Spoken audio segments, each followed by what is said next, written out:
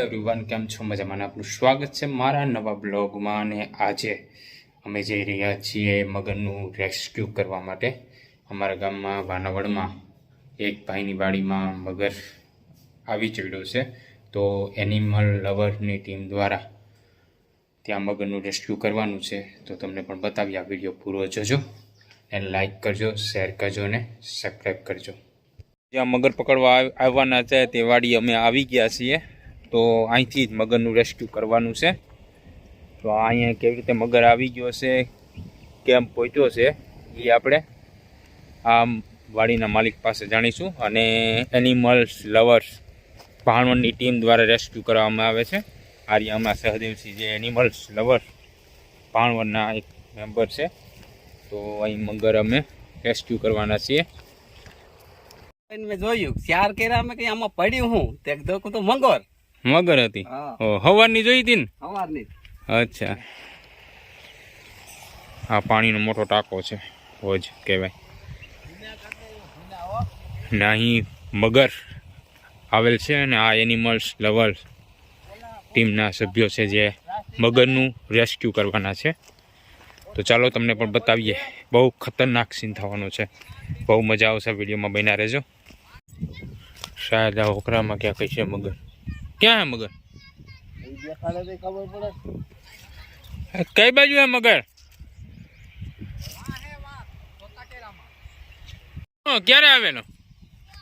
હા તો કોણ જાણે કેરે આવ્યું. હું આ પાણી વાળ્યું ને તે અંદર આટો મારવા ગયો.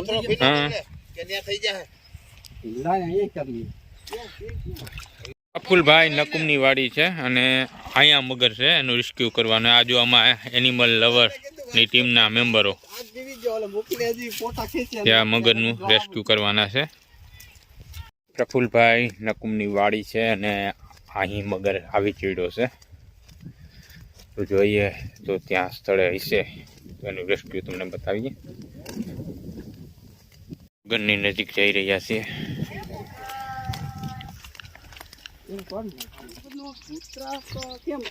જો અહીંયા એના શીલા છે, જો આ ઘઉંનો રસ્તો બનાવી નાખ્યો. અહીંથી મગર આમ ગયો છે, આ તમે જોવો છો. અહીંથી આમ મગર આમ કરીને આમ ગયો છે.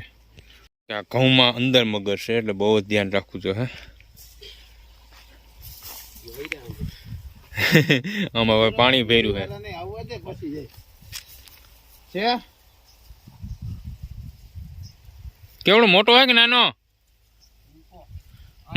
છે ને? આ ભલે ઓલા દોરી વાળા ના આવે, તું બહાર નીકળી જાવ ઘડીક વાર.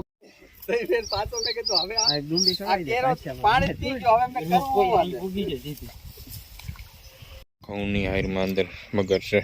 હા બસ આમાં છે, એમાં હાલવાનું. અહીંયા છે, અમે વાં છે. કેવડોક મગર હે?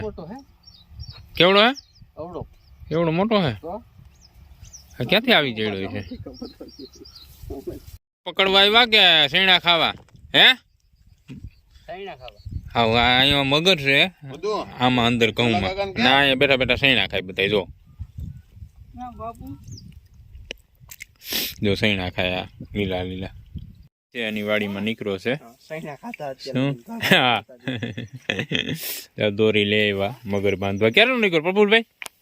સવારનો 10 વાગ્યાના મજૂર છે, પાણી વારે જઈએ દેખાણો એને સવારે 10 વાગે. હા, ક્યાંથી આવી ગયો? ચડી આવ્યો. હવે આ બધા એમ કેતા હતા કે ડેમમાં હતા એક જીનકો મગર ને એક મોટો મગર. એનાથી શંકા છે કે આ ડેમ નો મગર જ છે. બરાબર. ડેમ તો જો આમ આખો છે. ડેમ તો 1.5 કિલોમીટર આખો, 1.5 કિલોમીટર આખો છે, છતાં પણ બધે મૂકીને અહીંયા આવી ગયો છે. ના, મગર છે, ગોતીએ છે ક્યાં હોય. જો આ રસ્તો છે, અહીંથી હવે જોવા મળ્યો. ખરપિયો લઈ લેતા. આ રસ્તો બહુ સંભાળીને જવું જો. હે, અવાજ નહીં, અવાજ ના કરતા હોય કોઈ. જોયું મગર છે, તમને દેખાતું હોય તો. આવ્યો બીજો પથ્થરો નાખી દીધો માથે. હવે એને પકડવાની ત્યારે. જો આ મગર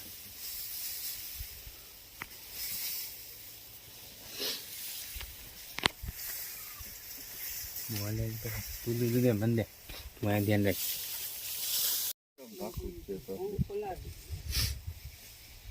બહુ મોટો છે. આખું બંધ કરી દે એટલે મગર વાંધો ના દોરી મૂકી દે એ પૂછું ખાલી પકડી દે બધા જોવા આવ્યા છે પોથરો મૂકી દો પોથરાની જરૂર નહીં પડે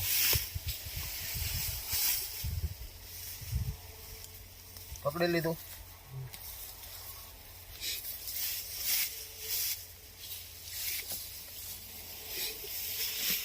હડપિયો લઈ લે તું છે તો બરાબર તું ફીરી કેવા સેટ હોઈ જાય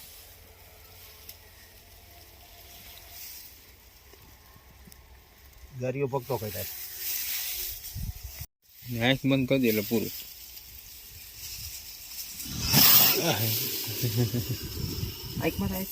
આંખ ઉપર કોથરો નાખી દે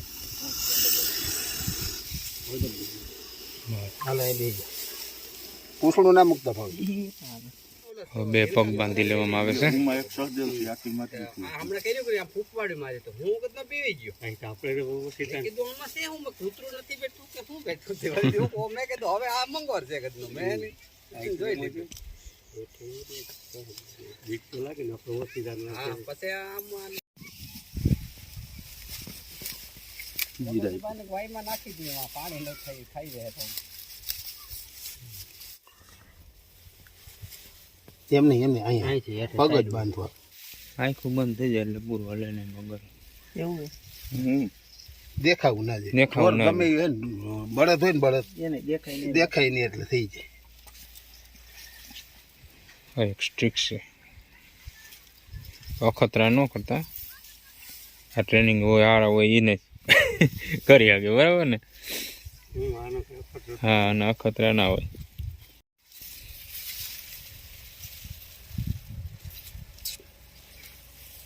બસ લે મારી દે જો ઘઉંની વચ્ચો વચ રેસ્ક્યુ કરી લીધું બહુ જબરો મગર છે કોથળો સહદેવસિંહ જાડેજા અને એની ટીમ દ્વારા મગરનું સફળ રેસ્ક્યુ હા આમાં પ્રફુલભાઈની વાડી હતી ખુશાલીનો માહોલ હા મજૂરને બીક લાગતી હતી હા આમાં પ્રફુલભાઈની વાડી હતી પ્રફુલભાઈ નકુમ વાનાવડ ગામમાં મોટરસાઇકલમાં નાખી અને હવે લઈ જાય છે ક્યાં છોડશો ને જંગલના પ્રાકૃતિક વાતાવરણ હજી લેવા આવશે હજી ફોરેસ્ટ વાળા લેવા આવશે ફોરેસ્ટ વાળાને લેવા આવશે પછી એને જંગલમાં સહી સલામત છોડી દેવામાં આવશે હું જોવા ગયો તો ભાઈ જો આ અહીંયા મગર રેસ્ક્યુ કરીને સામે ઘઉંમાંથી લઈ આવ્યા અમારા સહદેવસિંહ અહીંયા આવો બતાવું હાલો જોવે છે હું મગરનું રેસ્ક્યુ કરીને નામે ભૂલી જાઉં જાય છે આ ગાડી લઈ આમે જાય છે વાહ લગીન મગરનું રેસ્ક્યુ કરી